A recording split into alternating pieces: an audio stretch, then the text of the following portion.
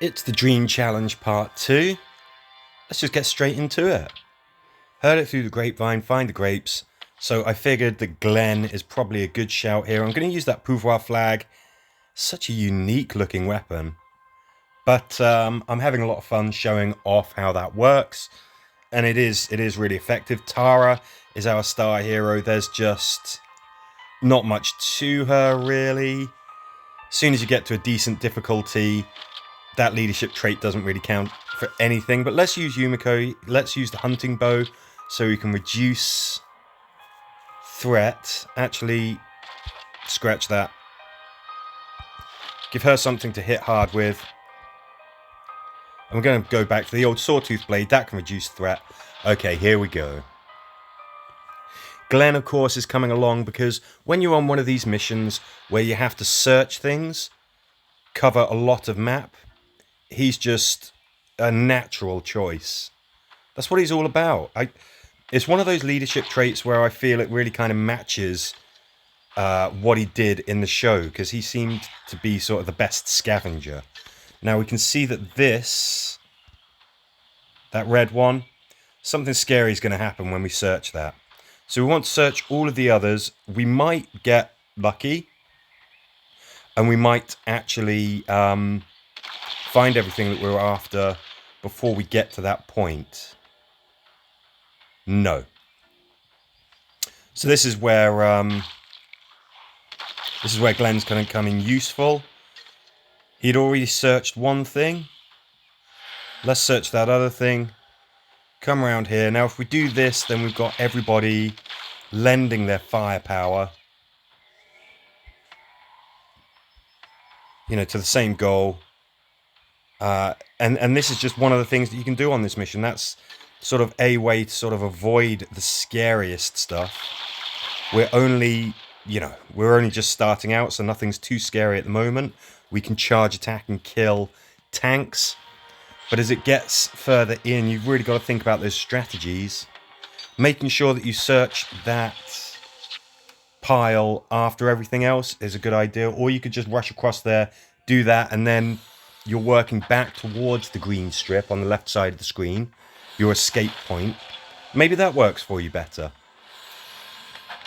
You're going to have some heavy hitters. You've got some tanks on there. So whatever you've got, and actually, to be fair, yeah, maybe the pouvoir flag, it could have been a better choice, actually. It's so good at completely negating tough walkers like tanks, spikies, metalheads. If they're confused or they're the target of a confused attack, they're useless, basically. You can hit 3 targets. You could take 4 targets, 4 walkers, 4 enemies out of the equation per turn. 3 get confused, 1 is the target, maybe 2 are the target. Secure the lodge, open the gate, and get away from the lodge. Okie dokie, don't mind if I do. Stuff it. That sounds like being able to slow things down is going to be very, very useful. Looks like we've got some Humies as well, so the extra long range is probably going to be useful.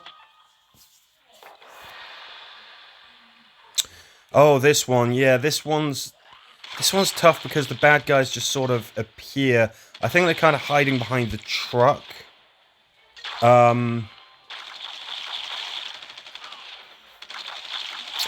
Maybe I should have bought something with incendiary.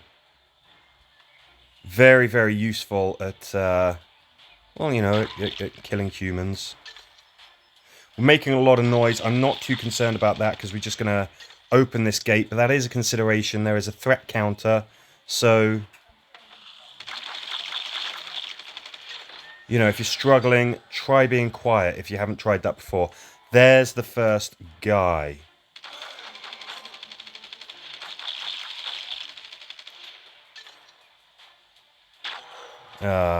Okay.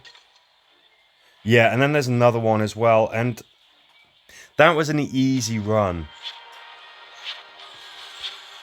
But they can be a real challenge, especially when you can't just breeze through the walkers like that. Against humans, incendiary weapons are useful. bruisers. I mean, if they can't, if they're knocked out every turn, then the humans aren't as threatening. If they can get a shot off or hit you, then you're in real trouble. Anything that cripples, very, very good. Less useful against ranged humans.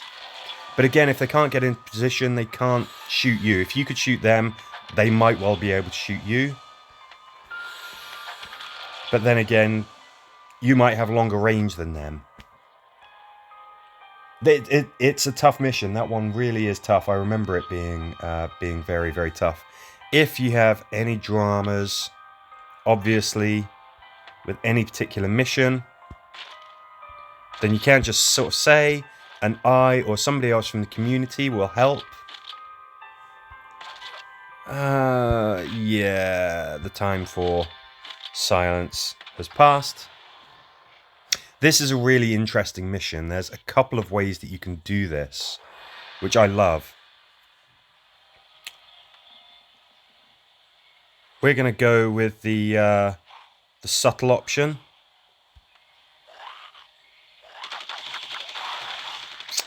Yeah, we're not.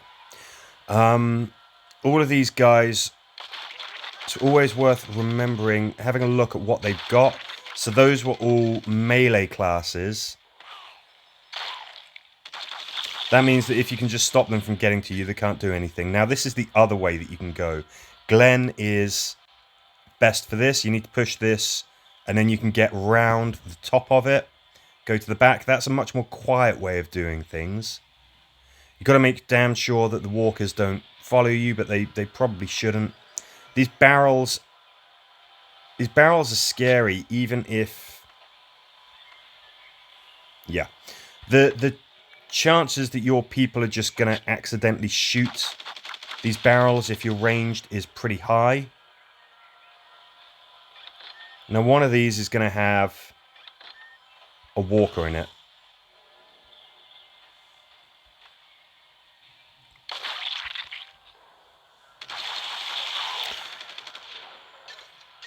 Of course, if we have Glenn... Oh, no. Okay, I thought a walker came out. I must be mistaken. But this is where you can really put some strategy to mind. This is the brute force method. You're still going to want to do it as quickly as possible. So shooters, good idea. Glenn, great idea. Both speedy classes. But maybe I'll do a run through where we go down the sneaky beaky route.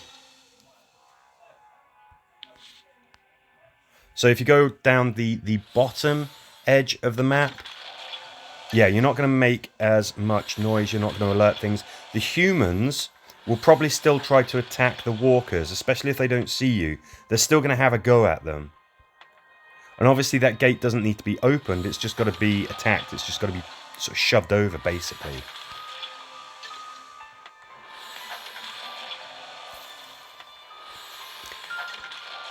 It's definitely one of those good maps because if you can't do it one way, you can just try it the other. Always like it when you can do that. Close off the building and get out of this hell. So I don't know what's going to be involved here. Are we going to be closing a door that's going to take several turns? Oh no, we're doing this. Okay, fine. So one thing that we can do, we can spawn block this. There's going to be walkers coming out of that top door until that box is closed. But what we can do, spawn block it, have some people stood in that doorway. Door closes. There you go. That's the first stage dealt with. That's the first problem. Just going to be shooting with Tara for the moment. I don't want to make any more noise. That's going to take 2 turns. Can always poke ourselves here. No, can't really get to anything. Okay. If you would. So one of the advantages if you've got ranged characters, of course, is that you can shoot through the gate. You might be making noise. Or you might want to take, you know, quiet weapons. Things like bows. I don't think the nail gun is quiet. But yeah, you know, just that in principle. You can still get the best of both worlds. While they're behind that gate, they ain't getting to you. You can kind of take as long as you want.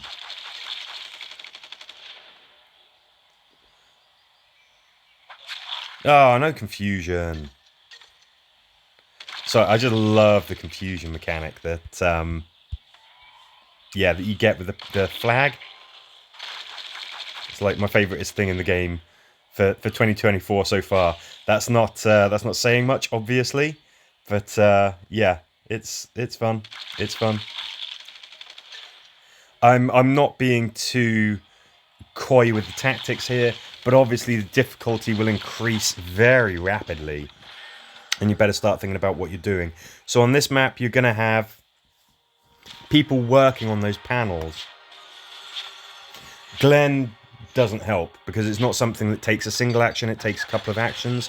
What you can do, you could use Connie, because even if she's working on a panel, if everyone winds up cuddled up next to her in that way that gives you better together, her leadership trait, then you're still going to get that. Similarly, if they're a ranged character and Yumiko is nearby, they will still turn around and shoot if they can see and reach what Yumiko is shooting at. Yumiko's leadership trait will still kick in. So it's not like whichever character you're using is completely out of the picture. There are ways to use them. I mean, Outlaw Negan, his leadership trait is still going to kick in if you keep attacking things. Fix the bridge, grab the bag, and get out. Okay, so this is where we wind up. We're going to be separated. We're going to be separated. I'm trying to think what the best loadout is. I haven't played this map for a while. I'm going to give Guardian Carol here the burnout rifle with its infinite range. Now, I think the character in the end slot is going to be the one who is on the other side of the bridge. Let's see, because this is kind of important. Okay, so yes, yeah, Yumiko is over this side.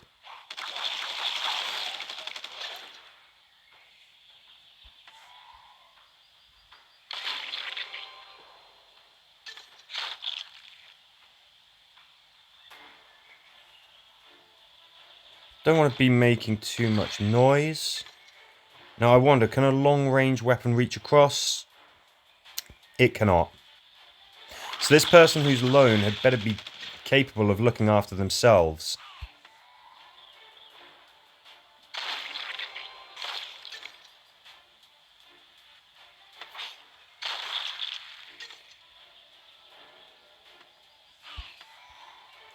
Could be actually that maybe I should have given.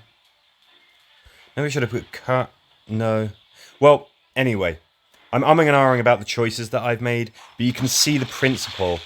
One of your characters is going to be isolated, which is very interesting.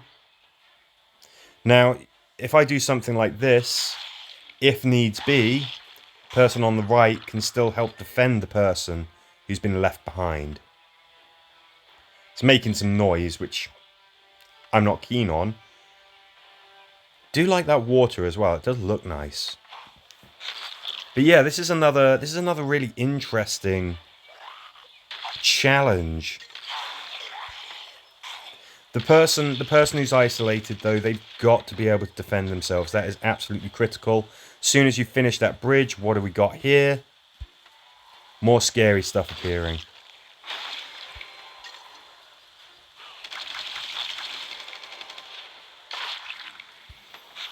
We're making a lot of noise, and there is a threat counter, and that is something that should really be considered. Now, if we do this is what I was saying about the previous mission. You saw that Tara still shot. So she didn't have any action points, but because she is in range and has line of sight to whatever Yumiko is shooting, she will open fire as well. quite a lot of moving parts on this mission. You've only got to get one section of the bridge done, the top or the bottom, and that means that you can save your stranded survivor.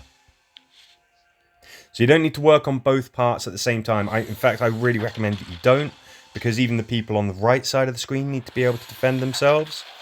Get working on one of those sections as soon as you can. But yeah, really think who's going to be able to look after themselves all by themselves. Tyrese might be good with his slowing down debuff circles. Ezekiel always gets like super Overwatch. Maybe have a character with something like the Code Orange assault rifle so that the enemies can't even reach them. It's an idea. Oh, attach the cable before the horde arrives. This one's got some weird...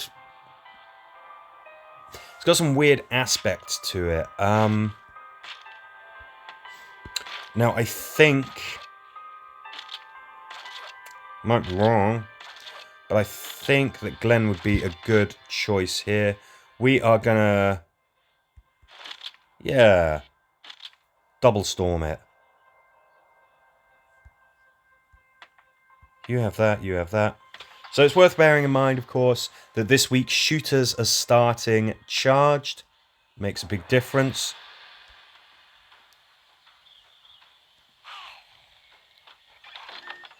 Get the most out of those turns.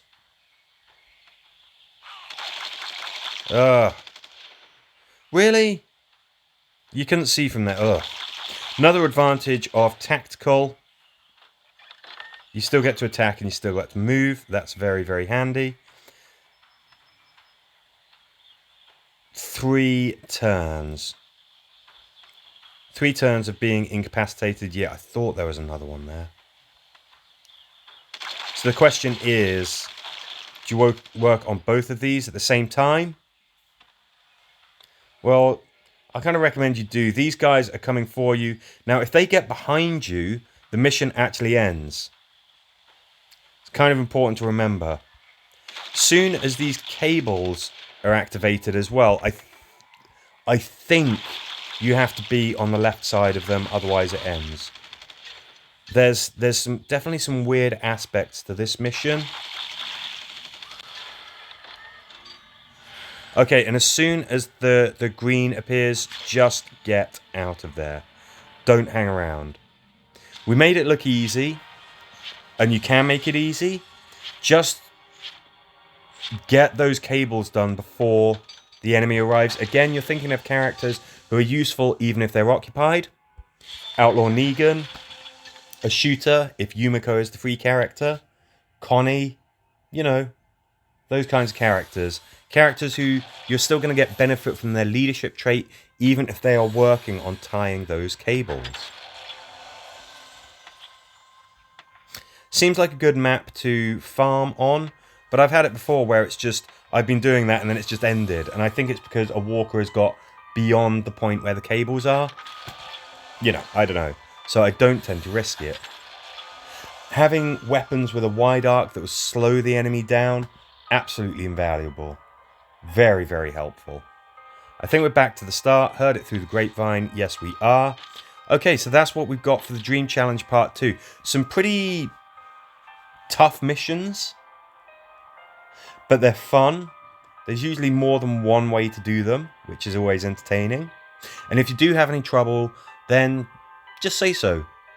And either me or somebody else from the community will help. Anyway, good luck with it. And I will see you on the next one.